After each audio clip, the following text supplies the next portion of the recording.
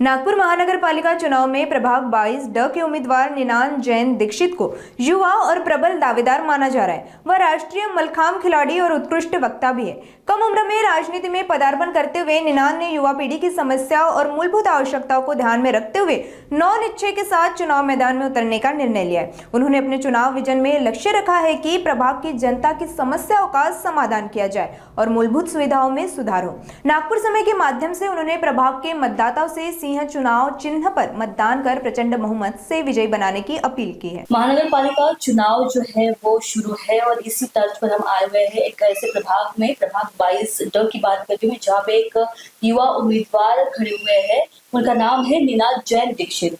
निनान जैन दीक्षित जो है ये युवा उम्मीदवार होने के नाते अपने प्रभाग के लिए काफी कार्यरत है। एक समाज सेवा के तौर पर भी काम कर रहे हैं कि ये जो खड़े हुए हैं उम्मीदवारी के लिए, नगर सेवक के लिए, बतौर एक खिलाड़ी होने के नाते वो अपने प्रभाग के लिए क्या कर पाएंगे और क्या नहीं, क्या उन्होंने रूपरेखा बनाई है, सारी बातें उनसे जानेंगे। आप युवा उम्मीदवार बतौर आप खड़े हैं नगर सेवक के लिए, महानगर पालिका चुनाव का बिगुल तो बन चुका है, 15 जनवरी को अभी उसके चुनाव होने वाले हैं। क्या क्या रूपरेखा बना के रखी है? उसके बाद सर्वप्रथम ऐसा है कि आप एक उत्तम प्रवक्ता है और एक आप मल्लखांब खिलाड़ी भी है, तो इसके बारे में बताइए कैसे क्या एकदम नगर सेवक के इसमें अपना रुझान कर दिया और पॉलिटिक्स में आप अपना करियर आगे बढ़ाने का सोचते हैं? नहीं, ये ऐसा है कि ये मेरा व्यक्तिगत निर्णय नहीं है। ये एक हमने जो प्रयास किया है वो प्रयास नागरिक समिति के ओर से यहाँ पे लगभग 3 महीने पहले नागरिक समिति प्रभाग 22 इस नाम से एक समिति तैयार की गई और उस समिति के माध्यम से मुझे उम्मीदवारी दी गई और मेरा जो चुनाव चिन्ह है वो शेर है। तो समिति का वो निर्णय था कि निनान दीक्षित ने चुनावी मैदान में आना चाहिए और उसके कारण मैं अभी चुनावी मैदान में हूँ। जी, अगर उम्र की बात करें, अगर तगादा लगाया जाए कि इस जो नगर सेवक चुनाव में जो है नागपुर में ऐसे बहुत ही बड़े बड़े उम्रदराज सीनियर एक्सपीरियंस ऐसे उम्मीदवार यहाँ पे खड़े हुए हैं, ऐसे में आप एक युवा उम्मीदवार है, क्या रूपरेखा आपने बना के रखी है?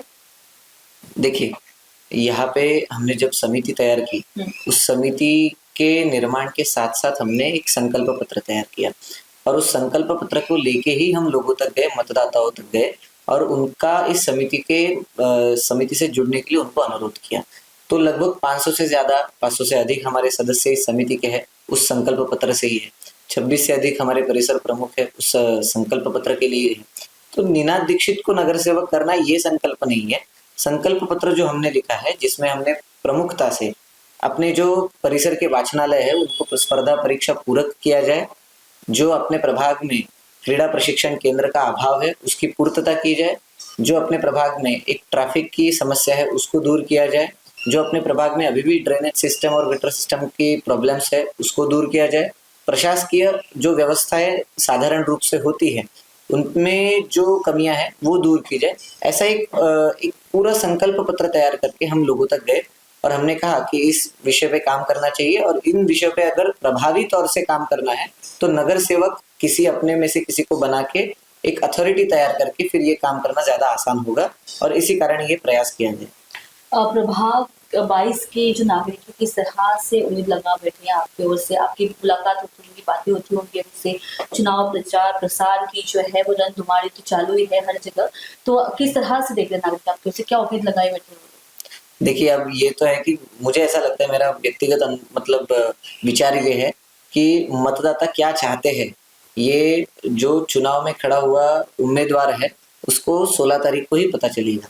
जिस दिन रिजल्ट आएगा उसी दिन पता चलेगा कि मतदाता चाहते क्या है। अब हम जब जाते हैं तो स्वागत होता है, लोग कहते हैं कि अच्छा युवाओं ने आना चाहिए, ऐसा अगर युवा होना है तो काम कर पाएगा। और हमारा भी कहना यही होता है कि जब हम नगर सेवक को चुनते हैं तो नगर सेवक से हमारी प्राथमिक एक जो हम चाहते हैं कि ये प्राथमिक काम नगर सेवक ने करने चाहिए, तो उसमें सब कुछ करने के लिए दौड़ धूप करनी पड़ती है, घर घर विजिट करनी पड़ती है, लोगों तक पहुंचना पड़ता है, हर रोज लोगों में होना पड़ता है। ये कोई सांसद या विधायक का चुनाव तो है नहीं, ये नगर सेवक का चुनाव है जिसमें सेवक बोला गया है। तो जब ये पार्षद का नगर सेवक का चुनाव होता है तो वो चुनाव ऐसे व्यक्ति को हमने चुनना चाहिए कि जो जो पूरे अपने प्रभाग में 70,000 मतदाता है उन तक पहुंच पाए। अगर हमने किसी 60 साल के 65 साल के व्यक्ति को चुना, उनको घर के 3 मंजिलें चढ़ते हुए उनको तकलीफ होती है, दिक्कतें आती है।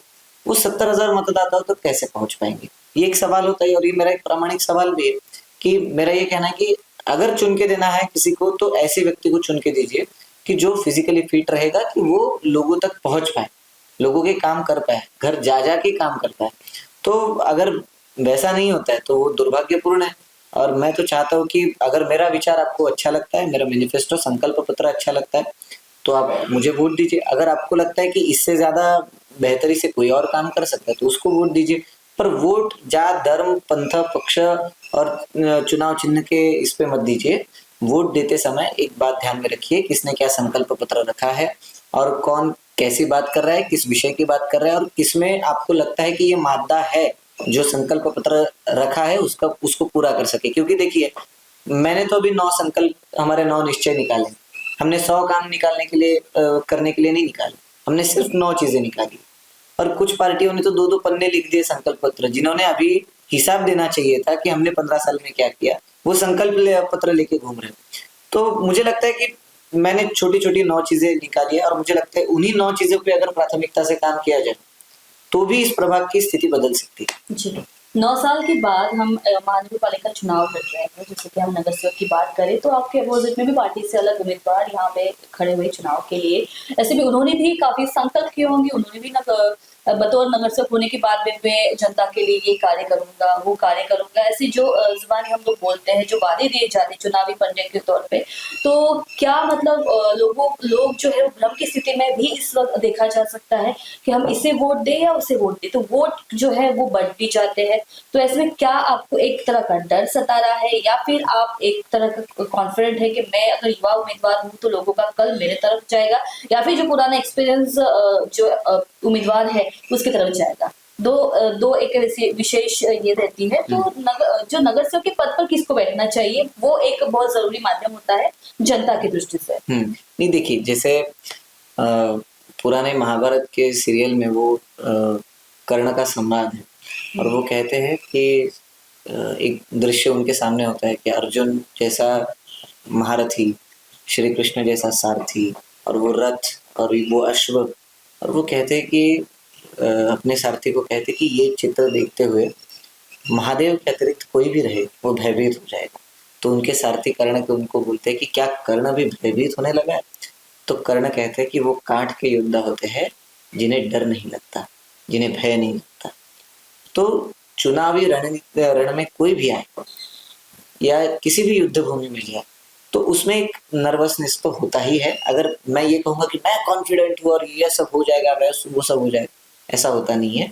कोई भी बड़ा से बड़ा नेता है, जब चुनावी नतीजे आते हैं या चुनाव होता है तो वो एक नॉर्मल एक नर्वसनेस उनमें होता है, और वो आवश्यक भी है। उसके कारण थोड़ा मुझे लगता है कि एक इवेंटफुल लाइफ हो जाती है कि जब आप फॉर्म भरते हो उसका एक इवेंट अलग होता है, जब फॉर्म पीछे लेने की डेट होती है उस समय का समय कुछ इवेंटफुल और अलग होता है। जब अब पता है कि आप पीछे नहीं हट सकते, अब इलेक्शन लड़ना ही है तो मेहनत करनी है, तो वो समय कुछ अलग है। तो लोगों में क्या है, अब ये तो 16 तारीख को ही पता चलेगा। मैं लोगों में क्या है अभी इसमें मैंने बात करना बतौर उम्मीदवार ठीक नहीं रहेगा। ये है कि हमें अच्छा रिस्पांस मिल रहा है, लोगों तक हमारा चुनाव चिन्ह भी पहुंच चुका है, लोगों तक हमारा नाम भी पहुंच चुका है और हमारा संदेश भी पहुंच चुका है। मैंने अपने लिए ये लड़ाई बहुत सिंपल रखी है। मैंने एक मैसेज तैयार किया और वो मैसेज लोगों तक पहुंचाना है। मैं इन 2 चीजों में कम नहीं आना चाहता थी, कमी नहीं रहनी चाहिए। मैंने बस इतना डिसाइड किया। बाकी जो चुनाव में जो चीजें हो ना हो, मैंने जो मैसेज तैयार किया है वो लोगों तक पहुंचा नहीं, ऐसा नहीं होना चाहिए। और अगर पहुंच गया उसके बाद में वो लोगों का मत है कि मुझे इन वाचनालय, क्रीड़ा प्रशिक्षण केंद्र और ट्रैफिक की समस्याओं पे वोट करना है या फिर किसी एस्टेब्लिश्ड पार्टी के राजाओं को चुन के देना है। अब वो उनका निर्णय, उन्होंने जो निर्णय जनता करेगी वो सर्वमान्य रहेगा। बिल्कुल। जैसे कि प्रभाग 22 से आप लड़ रहे हैं, कौन से क्षेत्र इसमें आता है, खास करके मुख्यतः क्या? यहाँ पे जैसे देखिए कि जूनी मंगलवारी करके हमारे यहाँ पे परिसर है, बगड़गंज करके परिसर है, इतवारी का कुछ पार्ट आता है, महल का कुछ पार्ट आता है, संघ बिल्डिंग का कुछ पार्ट है, नटराज सिनेमा है, हत्ती नाला, मट्टीपुर, ऐसे बहुत से ऐसे पार्ट्स, ऐसे लगभग छोटे मोटे 26 परिसर इस क्षेत्र में आते हैं प्रभाग 22 में। जी, तो दर्शकों ये थे हमारे साथ में निनाद जैन दीक्षित, जिन्होंने बतौर उम्मीदवार नगर सेवक के लिए अपना जो नामांकन अर्ज दाखिल किया, और वो अपने जो नौ संकल्प है उस पे डटे हैं। अगर आगे की बात की जाए, अगर वो चुन के आते नहीं आते, अगर चुन के आते तो वो इन नौ संकल्पों पे वो दृढ़ निश्चय के साथ काम करने की उन्होंने इच्छा जताई है। आप देख रहे हैं नागपुर से कैमरा पर्सन उदय सलोनी के साथ रिंकू पांडा।